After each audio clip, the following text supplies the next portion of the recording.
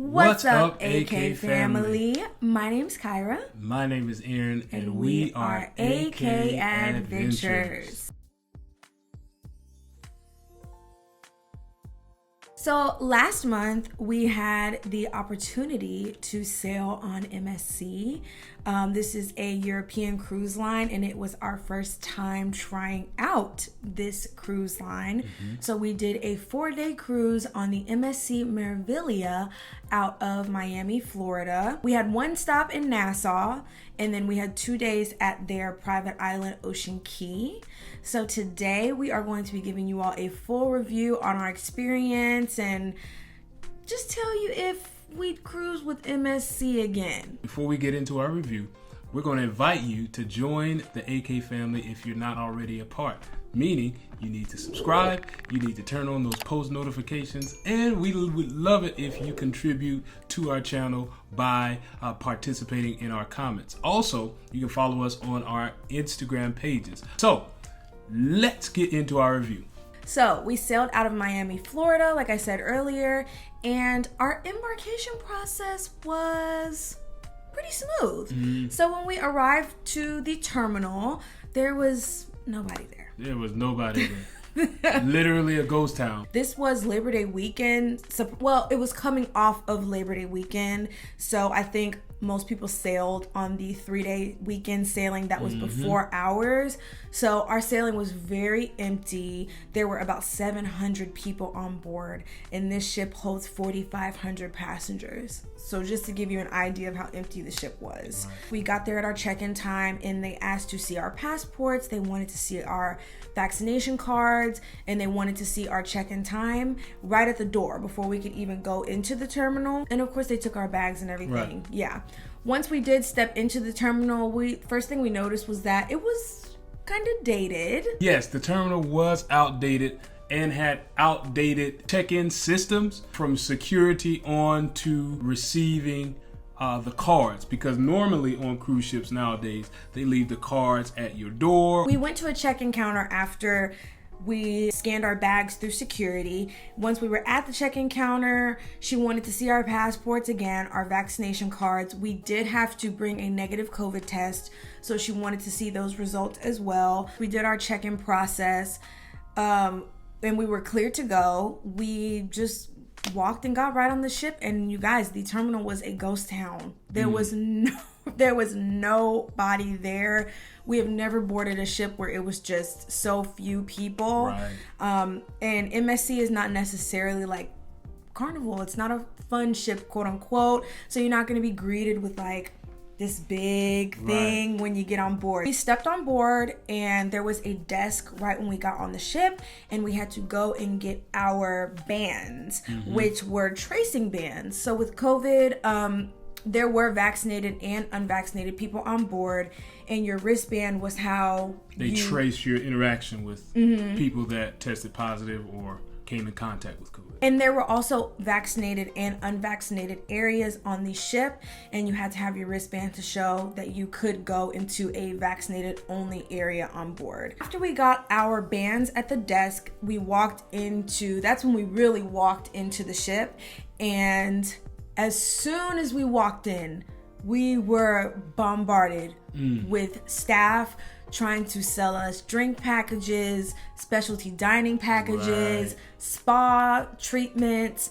It was unlike anything I've really ever seen getting on a ship before. It reminded me of being on the beach in Mexico or, Jamaica or wherever, and people just coming up asking, do you want to buy a necklace or a shirt or a bracelet or something that they made? Oh, 100%. And that's not what I want to be greeted to when I first step on a cruise ship. Give me some bubbly, some ginger ale. Period. Some ginger ale and some crackers, Not the crackers. But not only were they doing that as soon as we stepped on, but they were doing that throughout the week.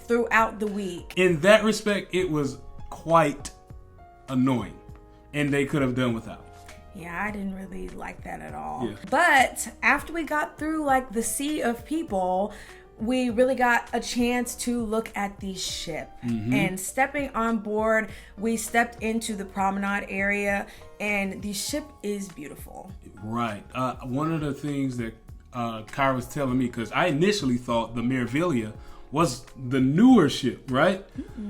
And it was that way because literally the upkeep of the ship is top notch. They take care of their vessels. Like, everything looked new, everything was clean. It was just a beautiful ship. It was just a beautiful ship. Yeah, the ship debuted in 2017, so it's not an old ship by any means. Just like the crystal staircase and the promenade area and just all the lounges on board, the main pool deck, the solarium. The ship is beautiful. Right. In the promenade area, there is an LED dome on the ceiling, and this is the longest LED dome at sea.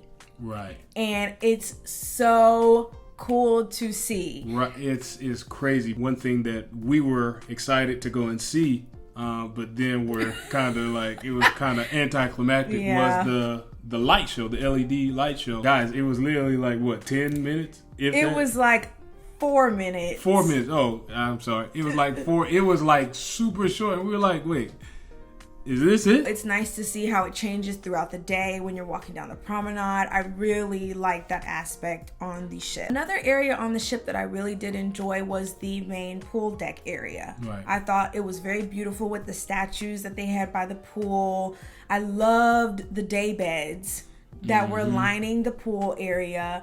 And it was just a nice size pool. The solarium area was nice. The aesthetics were beautiful. The pitfall is that it gets super hot back there in the solarium area. Since it's a closed area, there's just no ventilation going through the space. Let's go into our muster drill and how that was on board. We were able to watch the video on the app, and they were also playing the video on the screen. After finishing the muster drill, we're supposed to call the number supplied after the muster drill and signify that we had watched the muster video. Yeah. It was a lot. It was weird. I don't really understand.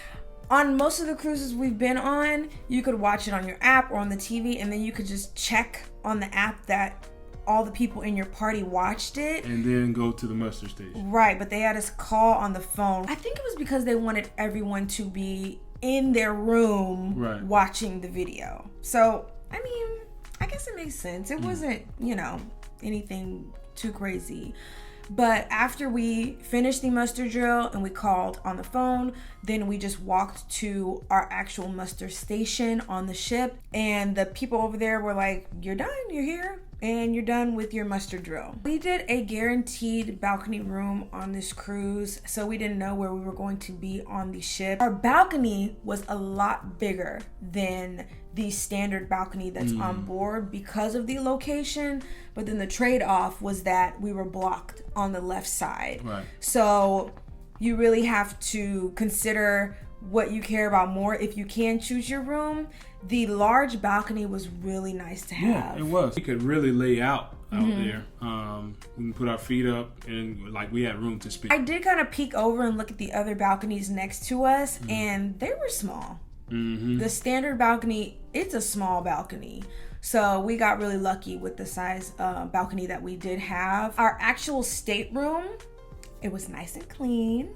The decor was a little outdated, but then at the same time, it's on par with the styling of the ship. The layout of the room was nice. The bed was very comfortable. I really like the layout of the bathroom. Any bathroom on a cruise ship that has a door for your shower is all right in my book. Because that curtain, I don't want to see a curtain anymore on a cruise on a cruise ship. We're done with the curtains. Nice storage space with the closet, and there was also a mini bar, and it was fully stocked, but the items would be an additional charge if you took anything out. But what I did think was funny was the last night of the cruise, the attendant, when he came in to clean up, he locked up that mini bar. I was like, dang, what if we trying to... Not if we were in... I mean, not that we were in there, but it was funny. Well, I don't want to have to come in here and clean up after y'all. He locked So he's bar. gonna lock up the mini bar. Yeah, that was funny. I briefly wanted to mention the casino as well because I know a lot of people are big gamblers and care about the casino on board. So the casino was really nice. It was pretty big.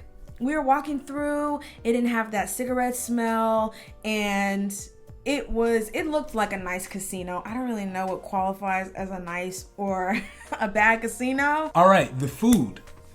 Guys, the buffet, the overall look of the buffet, I believe it was nice. It was a nice size buffet as well. Only drawback for the buffet area is that the food was very repetitive. It was enough to keep you from going hungry, but it was the same thing every day. Not a lot of variety. There wasn't really anything about the food at the buffet that stood out. I will say the pizza on board the ship was, before we went on the Virgin Voyages Scarlet Lady, that was the best pizza that I had ever had on a cruise ship. I heard good things about MSC's pizza, but once I tried it, I was like, oh, okay, so y'all are right. A way that I can kind of gauge how I'm enjoying the food on board a ship or not is kind of how much pizza I eat when I'm on the ship. If I'm eating a lot of pizza, it's like, okay, I'm eating this because I don't have any other options for real. Right. Or I don't enjoy the options that much. So I ate a lot of pizza on that cruise, which I was fine with because the pizza was really good, but the buffet didn't give us a lot. Obviously, they do serve you your food. It's not self-serve. There's nothing that's self-serve on MSC right now. There are 12 dining venues on board the ship, and it seems like if you want to get really good food on the Meraviglia, you have to do specialty dining. And we don't necessarily care to pay extra for food when we're on board cruise ships. We just don't, unless it's a really special occasion or we're kind of looking to splurge and try other things. But we just feel like on most cruise ships there are fantastic main dining rooms, and the buffet and all the other venues on board that are included usually suffice for us, and we really enjoy them. Of course, specialty dining offers an elevated dining experience, but we should still be able to get good food included with our cruise fare. The only dining room that we ate in was the main dining room, and it's in the same thing. It was just okay. And they could have put a little more Tonys on the food. They could have put a little more Lawry's on the food, just a little more seasoning. One thing that was really cool at the Marketplace buffet was that they had an open kitchen where you could see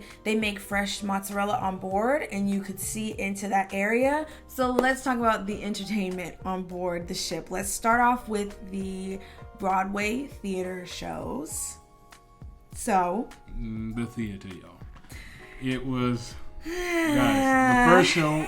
What was the name of the first show? I don't know. I don't remember. Guys, we saw 2 shows on board. They did have 3. We missed a magic show. The shows that we saw, so I'm going to be very honest. The first show, I believe they should not have done. Dang. Because, this is why I say that. Because they sang a lot of songs from Motown. Their voices could not do the songs justice. However, the second show was more of their speed, which was your more classical opera voice, and they have very strong voices for that. The first show they just should not have done. I thought it was fantastic. Because she was cutting up the entire time. But the thing is, everybody on board was eating it up. They sang Elvis in the first show. They sang Elvis. They did a lot of Motown songs. It was a variety of genres of music. They shouldn't have done it. It was not their forte. But towards the end of the show, I was enjoying it more. They were singing Queen. They were singing some other songs as well. And I was like, okay. I think Kyra laughing kind of broke her tolerance level down, and she was able to enjoy the show. I think the fact that she was getting a kick out of it, that made it enjoyable for me. I didn't particularly like the singers, but I liked that she was laughing at it. They did also have live music around the ship. Now that was good. On our sailing, they did sing a lot of Spanish songs, which I enjoy. It was nice, but That's just something to keep in mind. Other entertainment things to do, they did have a sportsplex, which was like an indoor arena area where you could play sports, of course. They had a bowling alley, which had 2 lanes, and they did have a simulator, like a race car simulator, which we didn't get to do any of that. We never saw people over there whenever we went over there. Yeah. And then they also, at the back of the ship, they also had an aqua park. It was called the Polar Aqua Park, where they had slides, they had the ropes course, and just other water things back there. They had one area for ages 1 to 3 years old. They had an area for 3 to 11-year-old children, and they had an area for 12 to 14-year-olds, and they also had an area for 15 to 17-year-olds.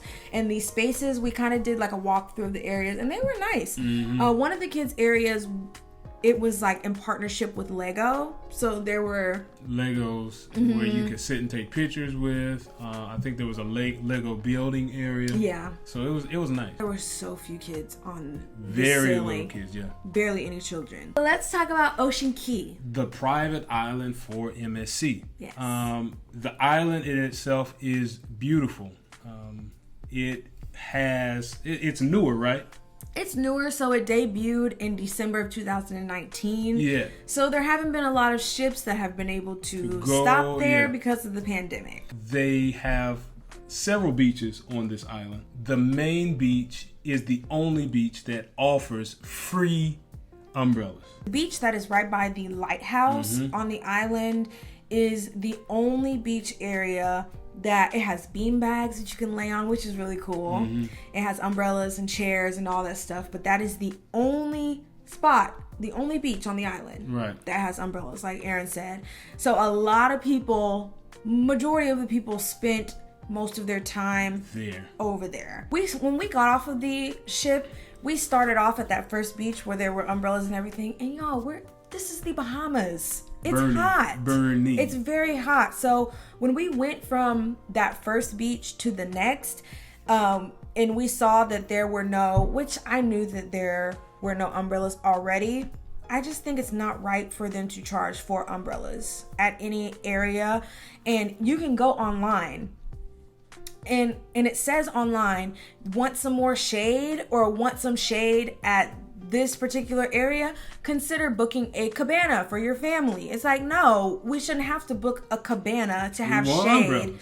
We want umbrellas, especially because there's not a lot of shade from trees on this island at all, because this is a developing island. They have trees that are still forming and they're still growing, so there's just not a lot of shade anywhere on the island. Now, to get from beach to beach, to walk it would just be crazy.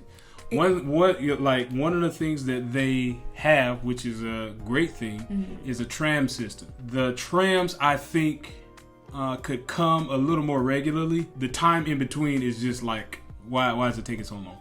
Number one. Number two, the tram drive space is on the main sidewalk of the island, meaning people walking in the trams are sharing the same sidewalk. So if a tram is coming, you have to step off of the sidewalk into the sand or the gravel or whatever's there until they pass, so you can walk back on the sidewalk.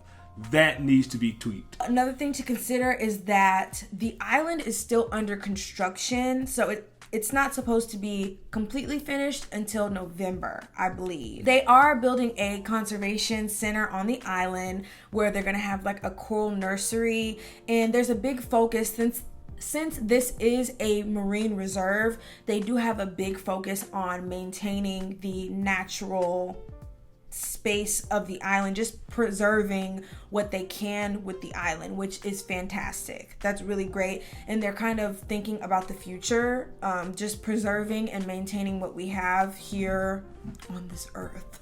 Right. So that is really great. For food on the island, there is one main area where you can eat, and it is a buffet area. We did not get to eat over there because it shut down while we were on the way to eat there. Right. There were food trucks around the island, but there was only one shack open due to the limited capacity of people that were on the island. MSC has a lighthouse that puts on a light show and they host a beach party. And I'm telling you guys, this was the highlight of our experience there on MSC's private island. It was, for sure. It was just a good vibe. Like, the light show was great, and they put on 2 light shows. They did, yeah. So we came like 2 minutes into the first light show, and then we got to see the whole entire second light show, and it was phenomenal. It was great. They put a lot of you can tell they put a lot of money into making sure the light show was good. Now, the beach party, it was good. It was fun. Yeah. There were not a lot of people dancing. It would have been a lot better if there were... This doesn't have anything to do with MSC. Right. It would have been a lot better if there were more people. Yeah. It was still great. It was just such a nice feeling to be off of a cruise ship that late at night. They had like fire pits going, and they had lights. They had the DJ. They had crew members that were like dancing, kind of getting the party going. The DJ was playing great music. It was really nice. It was definitely the highlight for me of being on the island. All in all, though, the island was beautiful. The beaches, I mean, the water was just clear. You could see straight down to your feet. I would wait until they finished all of the construction before I went back to the island. One perk that I really think is worth mentioning is the Yacht Club with MSC. So this is kind of like their version of having a luxury experience on board. And you all, it's not really that expensive. So some of the perks that you can get with the Yacht Club, you can get priority boarding. You have your own area on the ship. You have your own pool area. There are other lounges on board that are specifically for Yacht Club, as well as your own restaurant. Like, they offer elevated foods for you to eat there, and you get your own butler. So this is really an elevated experience. And comparing this to maybe something similar like the Haven on Norwegian Cruise Line, it's not nearly as expensive. You get complimentary Wi-Fi. You also get complimentary drinks. So you don't have to buy a drink package if you were planning to do that. So you have to really consider if you're gonna buy Wi-Fi, if you're planning on buying the drink package, and if you'd like more of an elevated experience, you might as well go ahead and do the Yacht Club. They even had their own private area on the island, and they had their own tram. They had their own transportation system. It looked really nice from like the private Yacht Club pool area on board. We kind of peeked through the windows, and it looked great. You also got access to the thermal suite on board in the spa. So it comes with a lot of perks, and in my opinion, it would definitely be worth it. That's just something that I wanted to mention because it's gonna kind of play a role in what our decision would be on if we were to cruise with MSC again. So all in all, I don't want you all to think that this was a negative review. It was a transparent review. It was transparent. We want to give you guys the real experience, because if you're going to spend your money, we want you to know if it's worth it or not. I cannot say I had a negative experience that would swear me off of MSC. I do believe the next MSC cruise I take is probably going to have to be on a newer ship, and we're going to have to pay for the dining experiences. I agree. Food is really important. Right. I want to eat good food. Yes. And I'm not turned off to MSC by any means. I actually look forward to sailing with MSC again because I really do want to try the Yacht Club experience. So we will sail with MSC again. It'll be a mega ship, a newer ship, and on the Yacht Club. Or at least with the specialty dining package. Right.